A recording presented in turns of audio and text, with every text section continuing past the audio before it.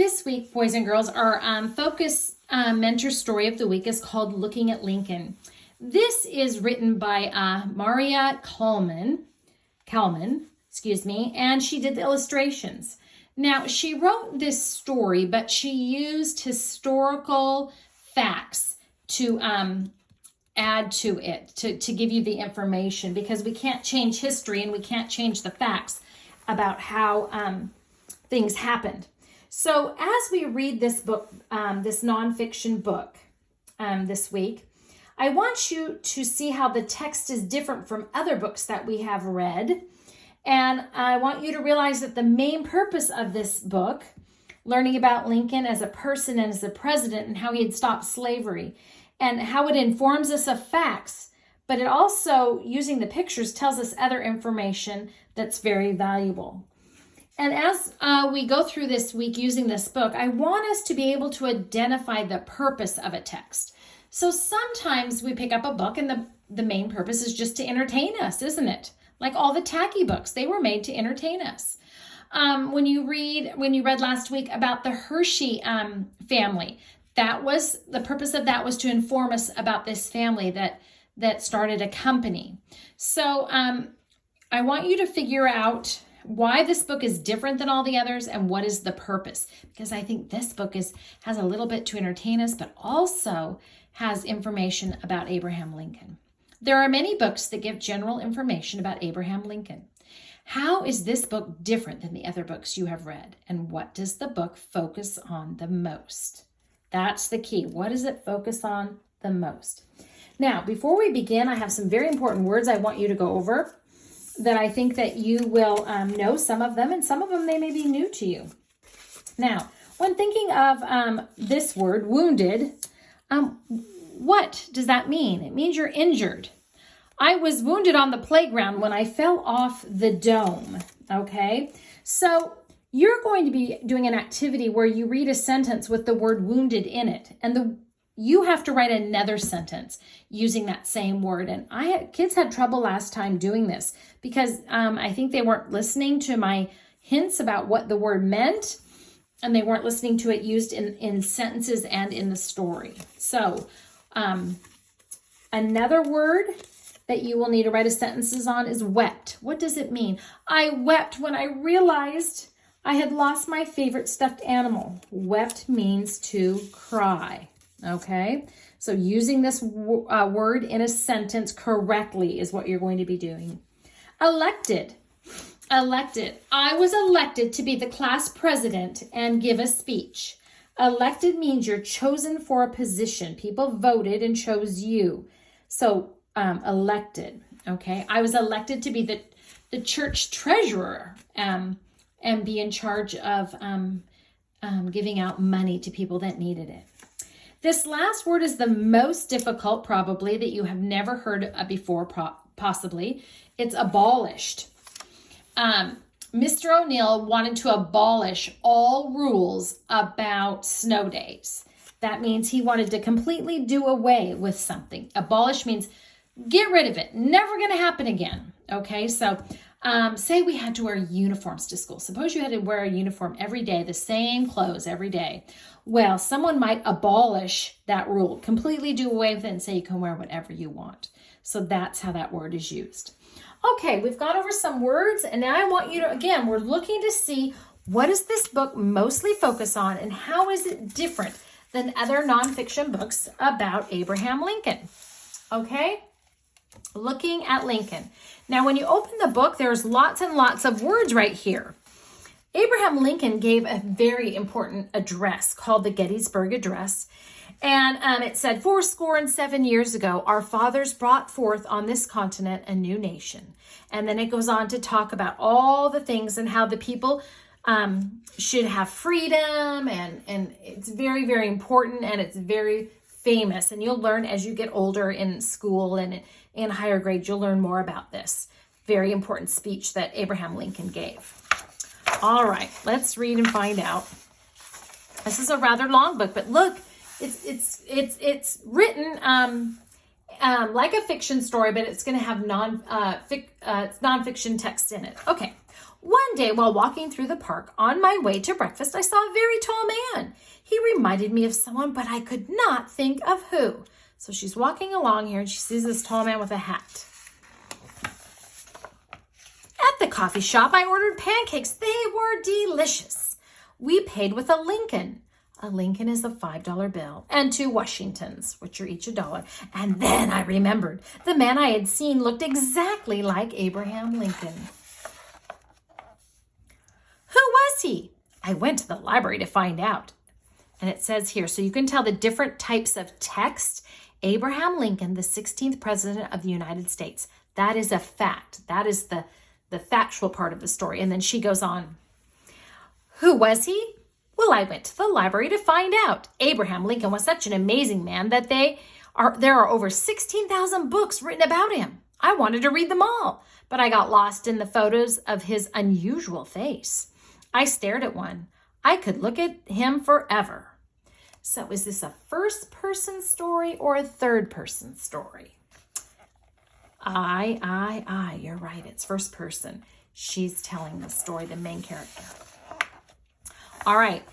Again, noticing the difference in the writing text that they use, the different fonts in the book. This is all factual. This is her telling the story. He was born in a small log cabin in Kentucky on February 12th, 1809. The family was poor. Abe was a dreamer. He did not like to do chores. He loved to read. He was lucky. His stepmother loved him like crazy, and he adored her. She looked so stern, but she let him dream and read as much as he wanted. So it was his stepmother that encouraged his reading. He went to school for only 1 year, but he was curious and taught himself many things. They had hardly any supplies. And of course, no electricity. Abraham spent many hours reading by the fire's glow. I bet none of you that lost power thought to read a book by the fire, did you? One day he was kicked in the head by a mule. He slept for 2 days and he woke up and grew up and decided to become a lawyer. He did like to argue. So those are all true facts, and this is her opinion. He lived in Springfield, Illinois, and got a reputation as a smart and honest man. That's why his nickname was Honest Abe. He had a family that he loved very much. His wife, Mary, who was very short, and 4 sons. They laughed and had lots of fun and even ran a little wild. I wonder if Mary and Abraham had nicknames for each other. Did she call him Linky? Did he call her Little Plumpy? Maybe. Abe worked hard and became interested in government. He decided he would run for president, and on March 4th, 1861, he was inaugurated president of the United States. Inaugurated is a very important vocabulary word, boys and girls. It means to introduce someone into a job with a formal ceremony. We just inaugurated Joe Biden as the president of the United States. They had a special ceremony where he became president. So inaugurated is always a very important date. It's always on January 20th. On the day he was elected, I bet Mary made his favorite vanilla cake, and maybe he forgot to eat his slice. He was often too busy thinking to eat. Again, this is the storyteller telling you what they think, and these are the real facts. Lincoln wore a very tall hat. With his hat on, he was 7 feet tall. He wrote many notes, and he would stuff the notes inside his hat. What was he thinking about? He was thinking about democracy, another important word, boys and girls, that you will come across. Democracy. It is a form of government in which people choose their leaders by voting. It's not where, like, the queen gets to be the queen whether people want her to or not, or the king gets to be the king whether people want him to or not, or the emperor gets to be the emperor because their mom or their dad was that. But we live in a democracy where we, the people, get to vote on who we want as a leader. And we just had an election and everybody voted. He was thinking about democracy, the Declaration of Independence and the Constitution created by the founders of this country. He was thinking about freedom and doing good for mankind. And maybe he was also thinking about getting a birthday present for his little son. Maybe he was thinking about a whistle or pickup sticks.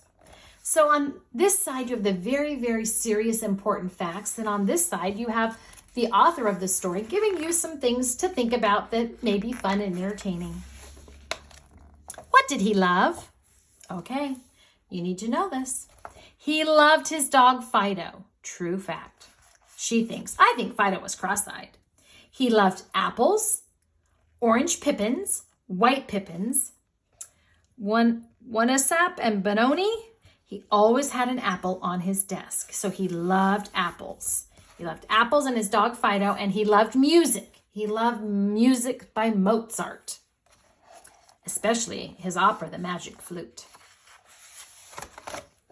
But mostly he loved people. So what are 4 things he loved? He loved his dog, he loved apples, he loved music by Mozart, and he loved people, and of course his family. But he didn't just love his family, he loved all people, and he wanted them to live well. He loved justice and truth. Now, during this time, the country was in trouble and headed for a war. After hundreds of years of slavery, people were saying, enough! They were courageous people who fought for liberty and Sojourner Truth and Frederick Douglass. These are both Black people that fought for the rights of others. Frederick Douglass, who had been a slave until he ran away north. Remember, we've talked about, I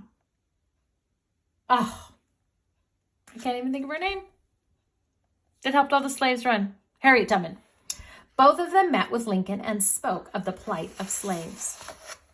Lincoln hated slavery, and he wrote to a friend, in quotation, so these are his words, "If slavery is not wrong, nothing is wrong." So he just felt so strongly that slavery was wrong. But let's read this sentence again, because if slavery is not wrong, if it's okay to have slavery, then nothing is wrong. And we know that that's not right, isn't it?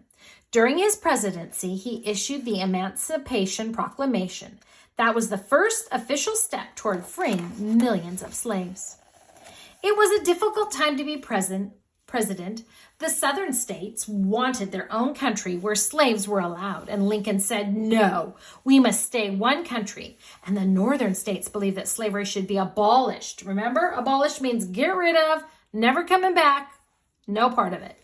And so they went to war. In the museum, I saw the uniform of one of the first soldiers killed in the Civil War. Here is a bullet hole at the point of his heart. There were 14 brass buttons on the front of his tunic. One was shot away, so when he got shot, the button flew off. 13 brass buttons remain.